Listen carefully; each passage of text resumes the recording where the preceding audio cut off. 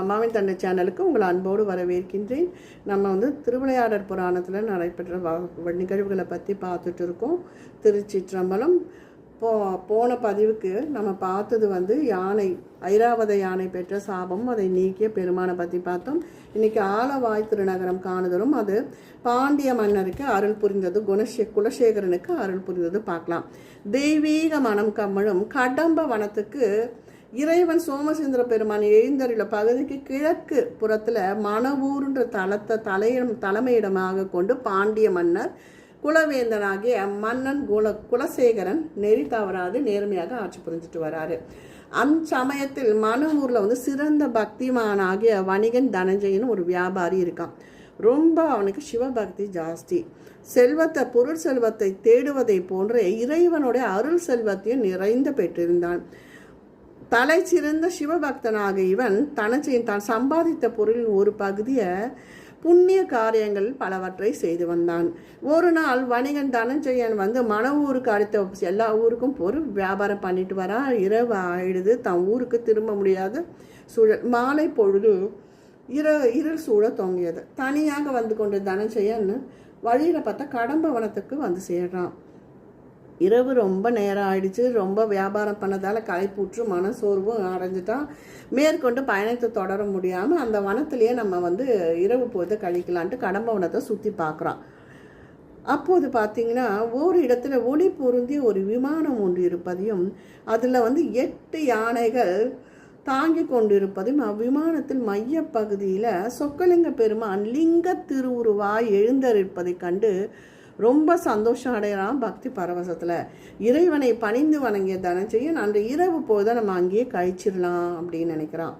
அன்றைய தினம் திங்கட்கிழமை சோமவாரம் நள்ளிரவானது. சோமவார இரவு என்பது தேவர்களுக்கு உகந்த இரவு. அன்றைக்கு சிவ பூஜை செய்வாங்க. தேவர்கள் வானுலகிலிருந்து இறங்கி கடம்பவனத்துக்கு நம்ம சிவபெருமான பூஜை செய்யக்கூடிய நாள் அது.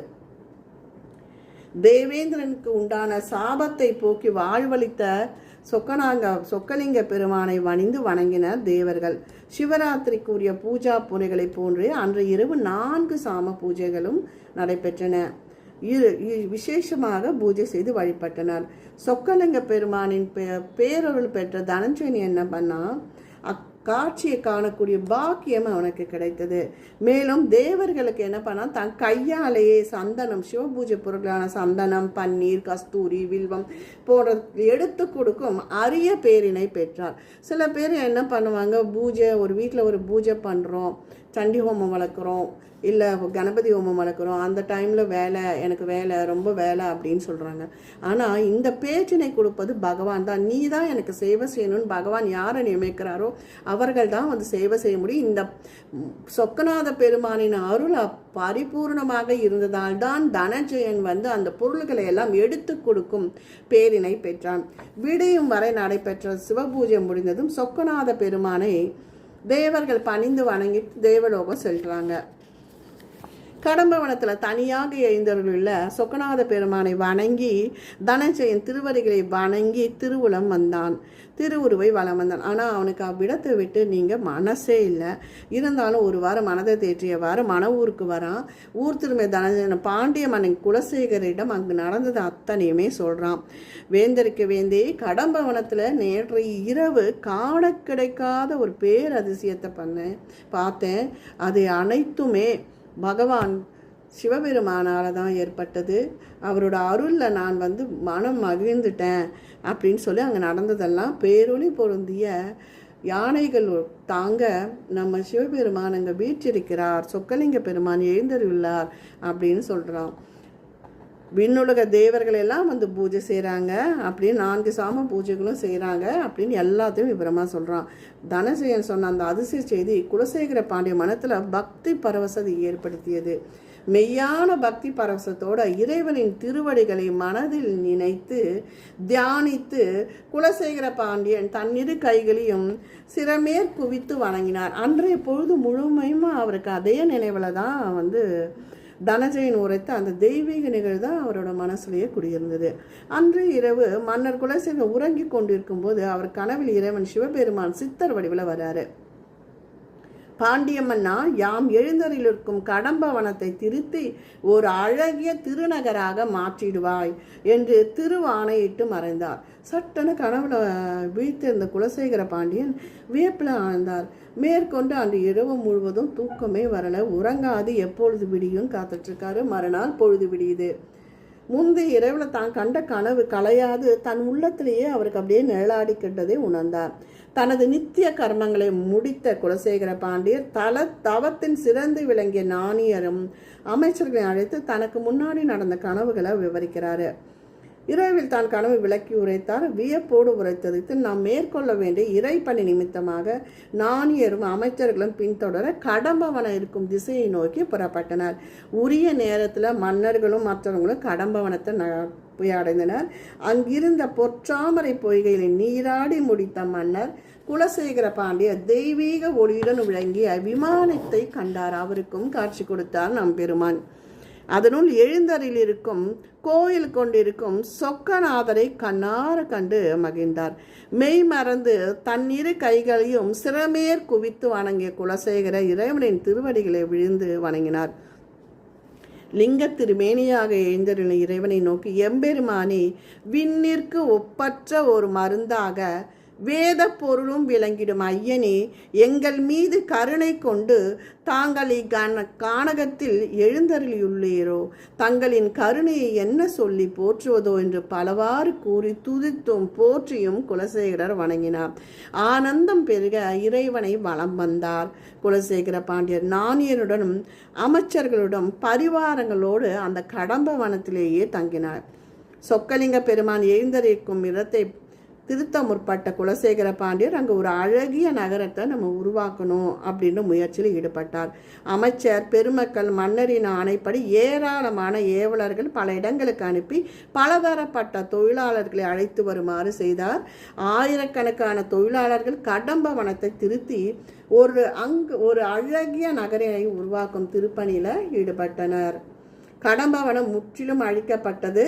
இதனால் பெரும் நிலப்பரப்பு நகரினை தக்கபடி அமைந்தது. மன்னர் குலசேகர பாண்டியன் தன் அமைச்சர்களோடு நகரினை எவ்வாறு உருவாக்குவது என கலந்து ஆலோசித்தார். அப்போது இறைவன் சிவபெருமான் மன்னர் குலசேகரின் கனவில் தோன்றியபடி சித்தர் உருவெடுத்து அங்கு எழுந்தருளினார். சித்தர் பெருமானை கண்டதும் குலசேகர பாண்டியர் தன் இருக்கையில் இருந்து எழுந்து நின்று வணங்கி வரவேற்றார் சிவபெருமானை. சித்தர் உருவில் தோன்றிய சிவபெருமான் சிவ ஆகம முறைப்படி சிற்ப சாஸ்திரங்கள் படியும் இறைவனுக்கான ஆலயம், மண்டபம், கோபுரம், ஆலயத்தை சுற்றி அமையவிருக்கும் நகரம் ஆகிய முதலிய அனைத்தையும் எந்தெந்த முறையில் அமைத்திட வேண்டும் என்று விரிவாக கூறி அருளிவிட்டு மறைந்தருளினார். எப்பேற்பட்ட புண்ணியம் செஞ்சவர் பாருங்க குலசேகர பாண்டியர். எப்படி சிவபெருமானே இப்படிதான் கடம்பவன ஒரு நகரமாக்கணும்னு கூறிவிட்டு மறைந்தார். சித்தர் உரைப்படியே குலசேகர பாண்டியர் பல சிற்ப நூல் வல்லவர்கள் ஸ்தபதிகளை பலவேறு இடங்களிலிருந்து வர வைத்தான். இறைவன் கூறியவாறு திருக்கோயில் நகரம் அமைப்பதில் மன்னர் முனைந்தார்.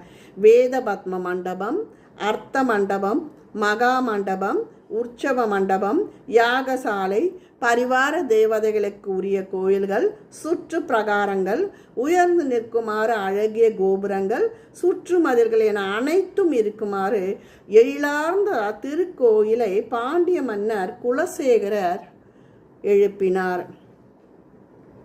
சொக்கலிங்க பெருமானுக்கு என எடுக்கப்பட்ட பெரிய திருக்கோயில்களை மையமாக கொண்டு பல அழகிய வீதிகளும் அமைக்கப்பட்டன. அம்பலங்கள் பலவும், நாடக சாலைகள், சைவ பெரியோர்கள், முனிவர்கள் தங்கிட ஏற்ற இடங்கள், கல்வி சாலைகளும் தர்ம சாலைகள் என அனைத்தும் சிறப்பாக அமைய பெற்றன. யார்? நம்ம சிவபெருமான் அருளால அவர் கோட்ட உத்தரவுப்படி அழகிய அப்பெருநகரின் வடகிழக்கே தனக்கு ஒரு அழகிய அரண்மனையும் எழுப்பினார் குலசேகர பாண்டியர். இவ்வாறு அழகிய திருநகரம் உருவான பின்னர் அந்நகருக்கு நன்முறையில் சாந்தி செய்திட மன்னர் குலசேகரர் விருப்பம் கொண்டார். மன்னரின் விருப்பத்தை புரிந்து கொண்ட இறைவன் தனது ஜடாமுடியில் உள்ள சந்திரக்கலையின் புதிய அமுதத்தை சிறிதளவே அழகிய அத்திருநகர் மீது சிந்துமாறு அருளினார். இவ்வாறு சிந்தப்பட்ட அமுதத்துடைய நகர் முழுவதையும் பரவி தூய்மையாக்கியது. எப்பேற்பட்ட பகவானின் கருணை பாருங்க, இறைவனோட கருணையை பாருங்க. இறைவனால் அருளப்பட்ட மதுரமான அமுதத்தின் காரணமாக சாந்தி அடைந்த திருநகரம் மதுராபுரி என அழைக்கப்பட்டது. இறைவனாலே உருவாக்கப்பட்டு இறைவன் உத்தரவாலே உருவாக்கப்பட்ட ஒரு அழகிய நகரம் மதுராபுரி என அழைக்கப்பட்டது. மதுராபுரி நகருக்கு பெரும் காவலென இருக்குமாறு கிழக்கு, மேற்கு, வடக்கு, தெற்கு என 4 எல்லைகளிலும் முறையே ஐயனார், மகாவிஷ்ணு, பத்ரகாளி, சப்தகனிகள் என்ற தெய்வங்களையும் பிரதிஷ்டை பண்ணாங்க.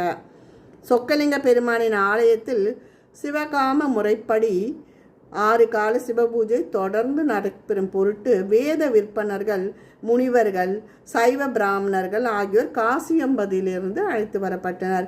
மன்னர் குலசேகர பாண்டியரின் பெரும் முயற்சியால் மதுராபுரியில் வேத நெறியும் சிவநெறியும் மற்றும் தர்வ நெறியும் செழித்தோங்கின. பாண்டிய குலத்திலகம் சிவநேச செல்வருமான குலசேகர பாண்டியர் நீதிநெறி வழுவாது ஆட்சி செய்து தன் புதல்வன் மலையத்வனிடம் ஆட்சியை ஒப்படைத்து சிவலோக பதவி அடைந்தார். இப்படி தாங்க மதுராபுரி அமைய பெற்றது சிவபெருமானின் அருளால். இந்த வீடியோ பிடிச்சிருந்தா லைக் பண்ணுங்கள், ஷேர் பண்ணுங்கள், சப்ஸ்கிரைப் பண்ணுங்கள். நான் ஒவ்வொரு பதிவுலையும் திருவிளையாடல் சிவபெருமானோட திருவிளையாடல் பற்றி தான் நம்ம பதிவு பார்க்குறோம். நன்றி, வணக்கம். திருச்சிற்றம்பலம்.